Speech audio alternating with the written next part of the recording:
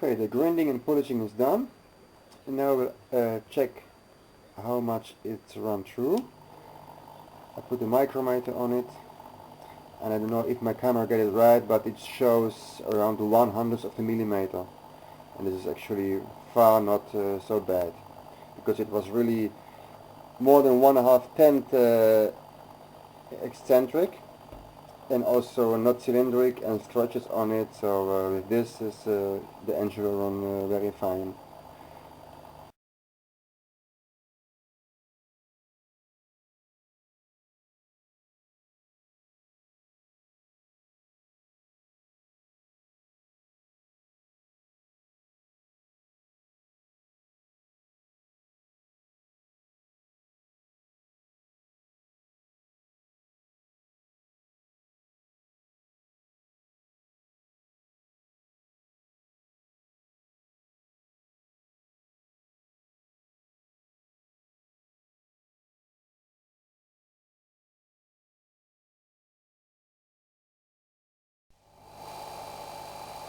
So this is the pin after the grinding.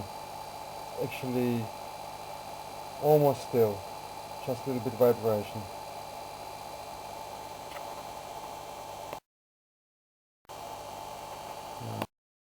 Not so good for this,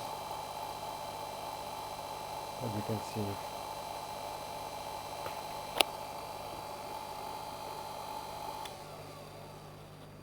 And the crank pin is not very shiny and smooth.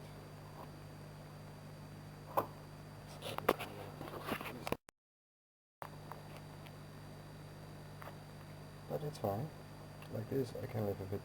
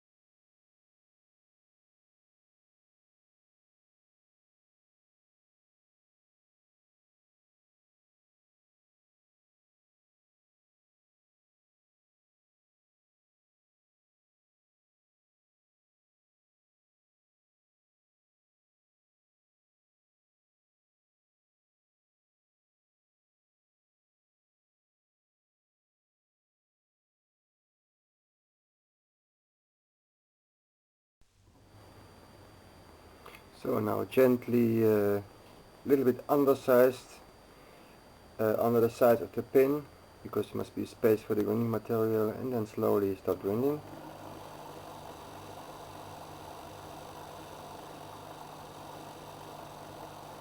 But be careful, because when it gets tight it's stuck and you can do like this and you can hurt your fingers. So be not too much power at the machine, and just slowly turn around from the other side so it's equal. And when you are almost there, use less raw grinding material. If you don't have this lapping compound, you can also, I use this is for car valves, grinding diamond pasta, and then you can change after this to household abrasive kitchen cleaner with slightly grinding compound. You always move.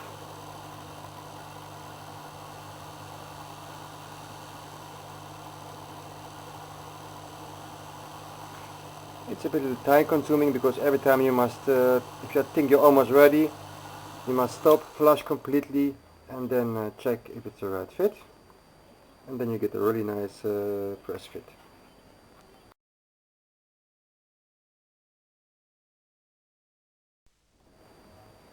So now this is actually ready. It's a nice snug fit, just perfect. And the drill rods what I use will of course be used for the grinding of the piston, and actually it's the same procedure, but I must be careful. Just one be slightly press fit here on this side, but the other one must be really a little bit tighter, so they will not allow the press pin to move.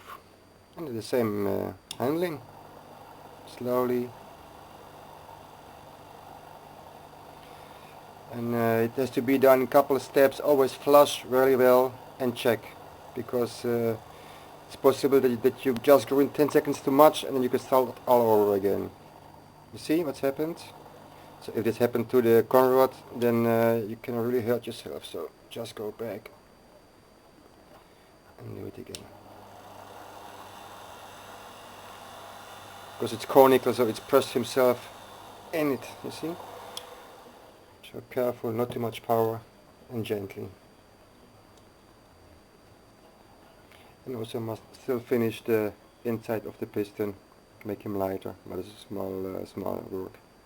And then actually I can assemble. Only the gaskets must be made. This I will show you also later.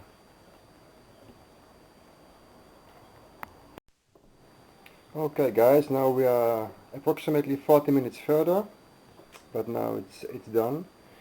I grind maybe 20 times, flush 20 times, and measure, but now it's really perfect. If I squeeze, it's alright. So let's really go in snuggy. And the other side is of course more tight, but this is the right fit. The factory have, of course, because they make a serial production, the right reamers for this. I've done this in a couple of minutes, but if I must buy reamers for all my engines and the sizes, I will get poor and cannot buy not more engines anymore. So it can be done, you see. It's a lot of work, but it's perfect fit now. And if you go a little bit too far, you can also still use heat-proof Loctite, because the diesel get maybe 65-70 degrees hot, so it will hold on. But better to right press fit like this one. So okay, now I'm gonna make the inside lighter, and then assembling will be starting soon.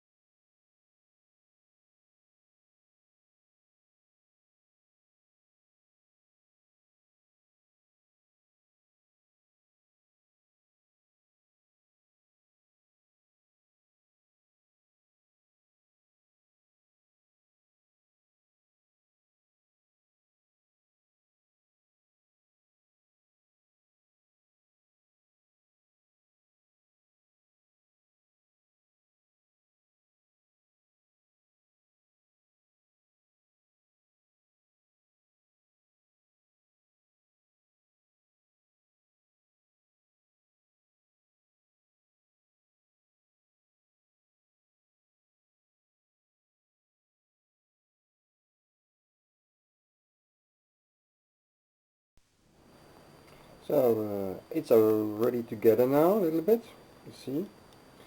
And our next important step is to check.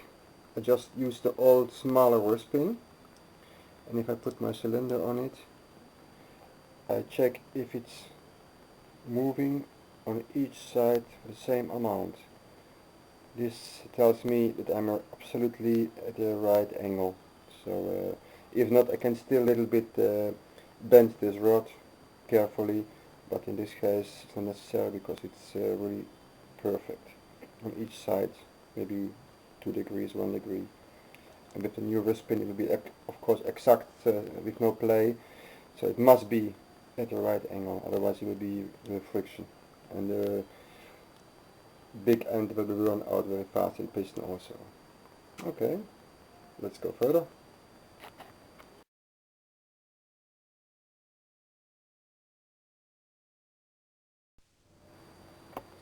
So now it's time to make the gasket. I just like to show you my way how I do it. I just take the caliber and switch on of course first. Outside diameter 26.86, let's say 27 outside, and the inside diameter will be 24.8, so it's very thin. Okay, it should be a very thin gasket. It will only come across here on this edge, so it might be very thin, but it's possible, and I'll show you how. Okay, now I'm doing the outer diameter. Take some time, don't rush things, but it's work.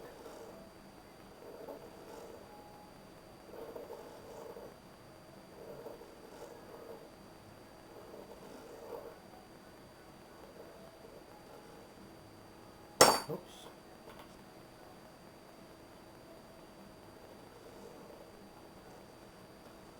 At some points I'm already through.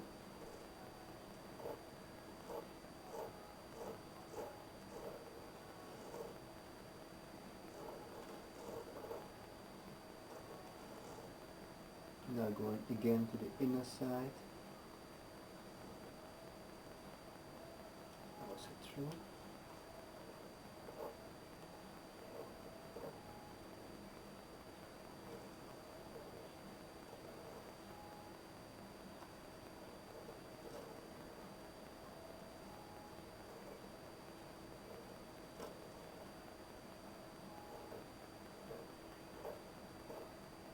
And so on till you scratch it out. So it's now coming off. You can carefully use a hobby knife, and when it gets stuck somewhere, get the final cuts, but it's only some places.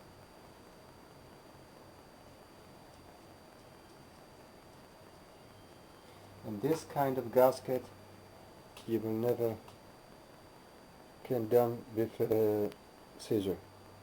Impossible. So thin, and so accurate.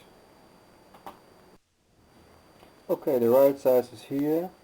A little bit complicated because here is the thread and it's thicker than here, but it's okay right now. Use water and it expands and it's okay.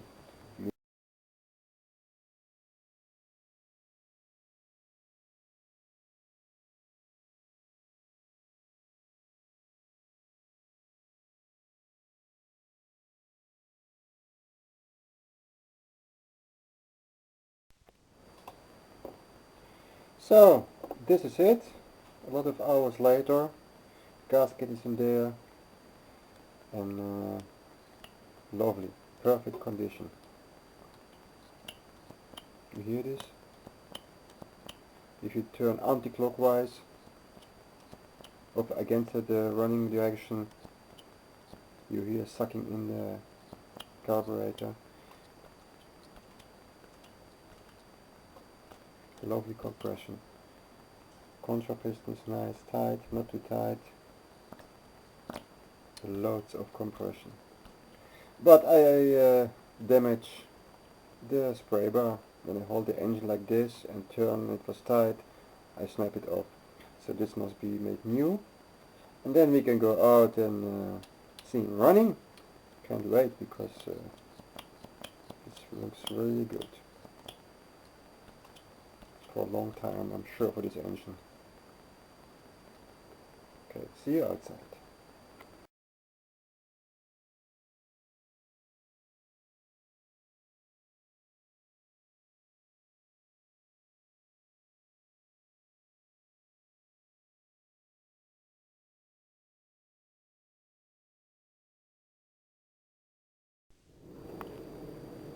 Okay.